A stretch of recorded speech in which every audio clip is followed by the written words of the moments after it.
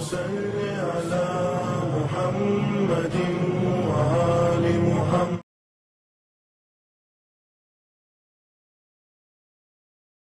السلام علیکم ورحمۃ اللہ وبرکاتہ. پروردگار عالم سے استدعا ہے کہ جہاں بھی رہیں آباد رہیں، شاد رہیں، پروردگار عالم حفظ و امان میں رکھے.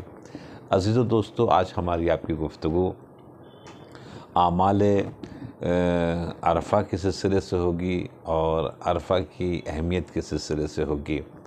تو خود دوستوں، انشاءاللہ ہماری یہ دعا ہے کہ سب کو یہ توفیق ملے کہ یہ عظیم ترین ایام جو چل رہے ہیں، اس میں ہم سب اللہ کی بارگاہ میں نزدیک ہونے کے لیے اس سے بہترین موقع اور کیا مل سکتا ہے کہ چونکہ روایات میں ہے کہ جو شب قدر جو ایک امپورٹنٹ ترین رات ہے، اس شب قدر میں جہاں پر تمام عظیم تمام سال کے پروگرامز طے کیے جاتے ہیں اور الحمدللہ کیا کیا چیز عنایتیں ہوں گی، سب اس میں طے کیا جاتا ہے. دوستو، اگر اس میں سے کوئی بچ جائے، کوئی محروم رہ جائے، تو پھر کیا کوئی رستہ ہے کہ اس کو جناب والا یہ چیزیں میسر ہو سکتی ہیں؟ تو روایات آگے بڑھیں اور بڑھنے کے بعد یہ روایات میں آیا کہ اگر کوئی شب قدر سے محروم ہو جائے یا مایوس ہو جائے یا اس کو نہ ملے، تو پھر عرفہ جو ہے، روز عرفہ بہت امپورٹنٹ ہے. اس کو انشاءاللہ اپنے ہاتھ سے جانے نہ دیں، اس کو مکمل طریقے سے اپنانے کی کوشش کریں اور اس کے جو اعمال ہیں وہ ضرور انجام دیں. چونکہ پروردگار عالم کی رحمت نازل ہوتی ہے روایت کے اعتبار سے پہلے کربلا میں، اس لیے بہت سے لوگ ماشاءاللہ کربلا جاتے ہیں، عرفہ کے ایام جناب وہاں گزارتے ہیں.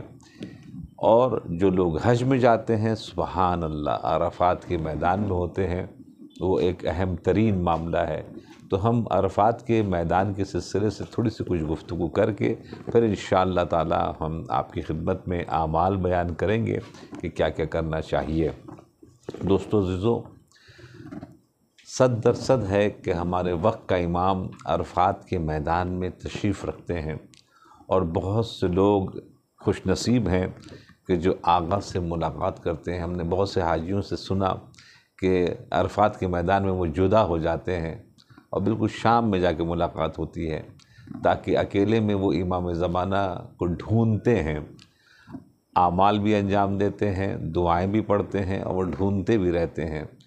چونکہ وہاں پر مثال کے طور کے اوپر سب ایک جگہ جمع ہوتے ہیں تو پھر گفتگو ادھر ادھر کی شروع ہو جاتی ہے. تو ان گفتگوؤں سے بچنے کے لیے، اپنے اس ایک منٹس کا فائدہ اٹھانے کے لیے لوگ اکیلے جناب امام زمانہ کو ڈھونڈنے کے لیے نکلتے ہیں اور خوش نصیب وہ ہوتے ہیں کہ جو ان سے ملاقات کر لیتے ہیں.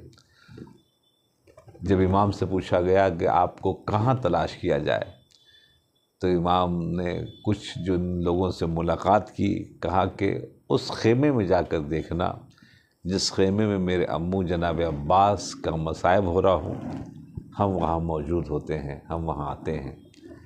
تو الحمدللہ خوش نصیب ہیں وہ لوگ جو ہمارے امام زمانہ سے ملاقات کر لیتے ہیں. عرفات کا میدان جہاں رحمت الہی نازل ہوتی ہے اور سبحان اللہ کوئی بھی خالی ہاتھ واپس نہیں جاتا. ارے شیطان بھی اللہ کی بارگاہ میں اگر مانگتا ہے تو اس کو عمر طولانی عنایت کر دیتا ہے پروردگار عالم. تو جب اپنے دشمن کو پروردگار عالم دے سکتا ہے، ہم تو اس کے چاہنے والے ہیں، ہم تو اس کے ماننے والے ہیں. بس ہمیں مانگنے کا طریقہ ہونا چاہیے. آل محمد علیہ السلام کے وسیلے سے جناب مانگے، تاکہ پروردگار عالم جب ان کا وسیلہ بیچ میں آتا ہے تو پروردگار عالم رد نہیں کرتا ہے ان دعاؤں کو.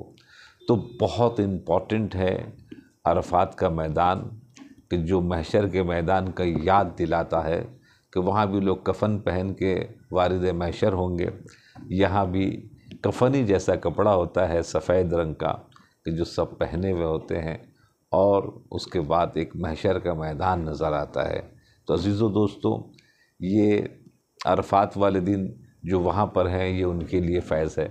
اور جو عرفات کے میدان میں نہیں پہنچے، اپنے گھروں میں ہیں، تو وہ ان کو کیا کرنا چاہیے؟ تو شریعت نے کہا کہ آپ بھی اس فیض سے محروم نہیں رہ سکتے، اگر چاہتے ہیں، اس سے ہم کنار ہونا چاہتے ہیں، فیضیاب ہونا چاہتے ہیں، بینیفٹس لینا چاہتے ہیں، تو آپ تصور میں عرفات کے میدان میں پہنچ جائیں اور ان اعمال کو انجام دیں۔ انشاءاللہ آپ کو وہی رحمت، وہی برکت، وہی رفعت ملے گی جو عرفات کے میدان میں پہنچنے والوں کو الحمدللہ ملی ہے۔ تو سب سے پہلی بات یہ ہے کہ کوشش کریں کہ اس دن روزہ رکھا جائے۔ اگر جسم کمزور ہے، بیمار ہے، کوئی وجوہات ہیں کہ جس کے سبب سے آپ مثال کے طور پر یا کوئی بھی نہیں رکھ سکتا روزہ، کہیں ایسا نہ ہو کہ محروم ہو جائے، تو پھر وہ روزہ نہ رکھے، چونکہ روزہ رکھنا مستحب ہے۔ تو ایک روزہ رکھنا مستحب ہے، اگر رکھ سکتا ہو تو روزہ رکھے۔ غسل کرنا جناب مستحب ہے، اور غسل کرے عرفات کی نیت سے، اور اس کے بعد پھر غسل کرنے کے بعد جب ظہرین کی نماز ہو جائے تو پھر ایک مرتبہ اعمال کا سلسلہ شروع کریں، جس میں مختلف 2 نماز ہیں۔ ایک نماز جو ہے نماز صبح کی طرح ہے، اور ایک میں کہا گیا ہے کہ آپ سورہ قل واللہ پڑھیں، اس کے بعد پھر الحمدللہ 50 مرتبہ 4 رکعت نماز ہے۔ پہلے 2 رکعت نماز کے سلسلے میں ہے کہ بالکل نماز صبح کی جیسا آپ پڑھنا چاہیں، مستحب نماز ہے یہ، کہ روزہ عرفہ کی نماز پڑھتا ہوں میں 2 رکعت قربتاً الی اللہ، تو یہ جناب آپ 2 رکعت نماز پڑھ سکتے ہیں صبح کی طرح۔ یہ آپ نے غسل کر لیا، آپ نے روزہ رکھ لیا، اب آپ اعمال شروع کر رہے ہیں۔ آسمان کے نیچے جناب کوشش کریں کہ یہ اعمال ہوں، یعنی چھت نہ ہو سر کے اوپر تو بہتر ہے، ٹیرس وغیرہ میں چلے جائیں اگر جا سکتے ہوں، خواتین بھی اگر جا سکتی ہوں جائیں۔ اگر نہیں جا سکتی ہیں یا کوئی وجوہات ہیں تو پھر وہیں بیٹھ کر جہاں بھی آپ سے میسر ہو اس اعمال کو انجام ضرور دیں۔ اس 2 رکعت کی نماز پڑھنے کے بعد پھر 2 رکعت کر کے 4 رکعت نماز پڑھنے کی ہے، جس میں 50 مرتبہ ہر رکعت میں سورہ قل واللہ احد کی تلاوت کرنی ہے، اور اس کے بعد جب یہ 4 رکعت اب نماز پڑھ لیں، پھر دعائے عرفہ جو مرقوم ہیں کتابوں میں، اس کو بھی پڑھنا مستحب ہے۔ انشاءاللہ اس کو پڑھنے کی کوشش کریں کہ اجتماع کی شکل میں اگر ہو کہ کچھ لوگ ساتھ میں مل کے تقریباً ایک ساتھ مل کر پڑھ رہے ہوں، تو پھر ید اللہ مع الجماعہ، اللہ کی رحمت برکت یونٹی کے ساتھ ہے، اجتماع کے ساتھ ہے، مجمع کے ساتھ ہے۔ تو ایک انڈیویجول اور ایک اجتماع جناب فرق کرتے ہیں۔ تو آئیں ہم دعا کے کچھ کلمات آپ کی خدمت میں پیش کریں کہ جو ہم اور آپ عرفہ کے دن یہ دعاؤں میں اپنے الفاظ کو استعمال کرتے۔ سبحان الذی فی السماء عرشہ، پاک اور عظیم وہ ذات ہے اللہ کی کہ جس نے آسمان پر اپنے عرش کو بنا کر رکھا ہے۔ سبحان الذی فی ارض حکمہ، تمام چیزوں کا قادر، حکم دینے والا، اس کی سرتابی کوئی نہیں کر سکتا، چاہے وہ سورج ہو، چاہے وہ چاند ہو، چاہے وہ ستاروں ہوں۔ سبحان الذی فی قبور قضاعہ، یہاں سے بھاگ سکتے ہیں، سر پیشی کر سکتے ہیں، مگر جب کوئی قبر میں جاتا ہے تو پھر کوئی معاملہ نہیں چلتا اس کا، پھر وہ سرنڈر ہونے کے علاوہ کوئی راستہ۔ سبحان الذی فی البحر سبیلہ، بہت یاد آتی ہے توحید کی، للہیت کی، جب کوئی سمندروں میں سفر کرتا ہے، چونکہ اس کو سمجھ میں آ جاتا ہے کہ ہم کنارے سے بہت دور ہیں، اور جو اس پانی میں ہمیں کوئی بچا سکتا ہے، کشتی ایک ذریعہ ہے مگر وہ ذات اللہ سبحانہ و تعالیٰ کی ہے۔ اسی طریقے سے کچھ ایک ایتھسٹ ٹائپ کے چھٹے امام کے پاس کچھ لوگ آئے، آگے کہنے لگے کہ توحید مجھے سمجھائیے، اور توحید کا وہ مخالف تھا۔ تو امام نے فرمایا کبھی تو نے کشتی میں سفر کیا؟ کہا ہاں۔ کشتی کبھی ٹوٹنے لگی تھی بیچ مجھدار میں؟ کہا ہاں، طوفان آ گیا تھا۔ تو تیرے دل نے کہا کوئی تو بچا سکتا ہے ہمیں اس طوفان سے، اس سمندر سے، اس خطرناک حالات سے؟ تو کہا ہاں، کہ جو تیرے دل میں آیا تھا اسی کو ہم خدا کہتے ہیں، اسی کو ہم خدا کہتے ہیں۔ تو دوستو عزیزان گرامی، توحید کے اوپر یہ پورے کا پورا خطبہ ہے میرے مولا امام حسین نے، جو زیارت دعائے عرفہ میں جو پیغامات دیے ہیں اس کے کئی پیراگراف ہیں، جس میں سے سب سے بڑا پیراگراف توحید کا ہے، اور سب سے بڑا سودا کر کے دکھایا امام حسین نے اپنے اللہ کے ساتھ، اور سب سے بڑا امتحان دے کر دکھایا کہ ذبح عظیم کا لقب پروردگار عالم نے قرآن مجید میں الحمدللہ میرے مولا امام حسین کو عنایت کیا۔ اس کے بعد پھر الحمدللہ الذی لیس لقواعہ ضعفہ، تعریف تمام اس اللہ کی ہے کہ لیس لقواعہ ضعفہ، کہ جو بھی اس نے فیصلہ کر لیا ہے اس فیصلے کو کوئی بدل نہیں سکتا۔ توحید کے اوپر گفتگو ہو رہی ہے۔ ولا لعطائہ مانع، اور اگر اس نے کچھ طے کر لیا ہے کہ ہم کو کچھ دینا ہے اپنے بندے کو تو کوئی روک نہیں سکتا۔ ولا کصنعہ صنع صانع وہو جواد الواسع، کا جو کچھ وہ بنا دیتا ہے، جو کچھ وہ کریٹ کر دیتا ہے، اس کے جیسا کوئی کریٹ نہیں کر سکتا۔ کسی نے سورج بنانے کی ہمت کی، کسی نے سیارے بنانے کی ہمت کی، نہیں کر سکتا۔ اتنا بڑا آسمان ہے، ذرا آنکھ کھول کر دیکھیں۔ آپ چھوٹے سی بلڈنگ بناتے ہیں، اس کے اندر 50 جناب پلرز دیتے ہیں، کیوں؟ اگر پلرز نہیں ہوئے تو بلڈنگ جناب گر جائے گی۔ کبھی غور کر کے دیکھا اتنا بڑا آسمان ہے، اس کے اوپر پلرز کہاں؟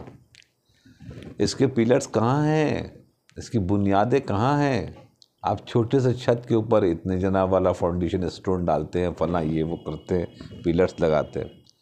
کصنعہ صنع صانع وہو جواد الواسع، اور خداوند عالم وہ ہے کہ جو بہت دیتا ہے، اور اس نے بہت سے لوگوں کو بہت سی مثالیں بھی دے دی ہیں بنا کے کہ اگر ہم چاہیں تو یہی حامان جس کو سب کچھ اس نے دیا الگ بات ہے، وہ خود سامنے خدا کے کھڑا ہو گیا، اور ایک مرتبہ اس نے اپنی عبودیت کو ختم کر کے، اپنے عبدیت کو ختم کر کے اللہ کے مقابلے میں جناب والا کھڑا ہو گیا۔ دعائے امام حسین میں زبردست الفاظ امام حسین نے استعمال کیے ہیں کہ جس کو سمجھنے کی ضرورت ہے کہ پروردگار عالم کا کتنا بڑا کرم ہے۔ یہ تحفہ ہمارے صرف مذہب شیعہ کے پاس ہے دوستو۔ بہت سے ایسے مذہب والے ہیں جن کے پاس یہ دعاؤں کا ذخیرہ ائمہ معصومین کی طرف سے جو ہم لوگوں کے پاس الحمدللہ آیا ہے اور ملا ہے، یہ اکثر لوگوں کے پاس نہیں ہے۔ لوگ حیران ہو جاتے ہیں جب ہماری دعاؤں کو دیکھتے ہیں، صحیفہ سجادیہ کو دیکھتے ہیں، تو روز عرفہ کو جناب والا جب آپ دعائیں اس کو پڑھیں تو اگر ہو سکے اس کے کچھ ترجمے کے اوپر بھی جناب والا غور کریں کہ آپ اور ہم کیا کہہ رہے ہیں اپنے زبان سے۔ جب ہم اس کو سمجھ کے کہیں گے تو پھر وہ عرفہ جس کو الحمدللہ ہم عبادت میں شامل کر رہے ہیں، اور پروردگار عالم عظیم ترین نعمت سے ہمیں اور آپ کو نواز رہا ہے، کہتے ہیں الہی انا فقیر فی غنائہ فکیف لا اکون فقیرا فی فقری یا الہی۔ آخر میں پھر امام حسین علیہ السلام نے اپنے آپ کو بتایا کہ میں یہ ہوں، میں ناچیز ہوں، تو عظیم ہے پروردگار عالم، تو دینے والا ہے۔ یعنی یہاں پر اپنے آپ کو نیچے لانا پڑے گا۔ یہ مانگنے کا ایک طریقہ بتایا ہمارا ائمہ معصومین علیہ السلام نے، چونکہ پروردگار عالم کو اکڑ کہیں کسی کی پسند نہیں ہے، اور ائمہ معصومین نے کہا ہے اپنی دعاؤں میں، مولا کائنات کی مناجات دیکھیں، انت الغنی انا فقیر۔ جب ہمارے ائمہ معصومین اپنے آپ کو اس انداز سے زمین پر بالکل کہتے نہیں ہیں، ٹچ کر کے بتا رہے ہیں اپنے آپ کو، تو پھر ہم آپ تو کچھ بھی نہیں ہیں، کوئی حیثیت نہیں ہے۔ تو دعاؤں کے اندر میں تضرع ہونا چاہیے۔ تو یہ جو یوم عرفہ بہترین ہمیں اور آپ کو موقع ملا ہے، اس کے اندر میں فرض یہ بنتا ہے کہ ہم پہلے اپنے اندر جھانک کر دیکھیں، جو چیزوں کی ہمارے اندر میں ذرا سے بھی بو آ رہی ہو، کبر کی، غرور کی، حسد کی، ایک مرتبہ لا حول ولا قوت الا باللہ استغفر اللہ ربی واتوب الیہ دل سے کہیں، اور پھر ایک مرتبہ شروع کریں۔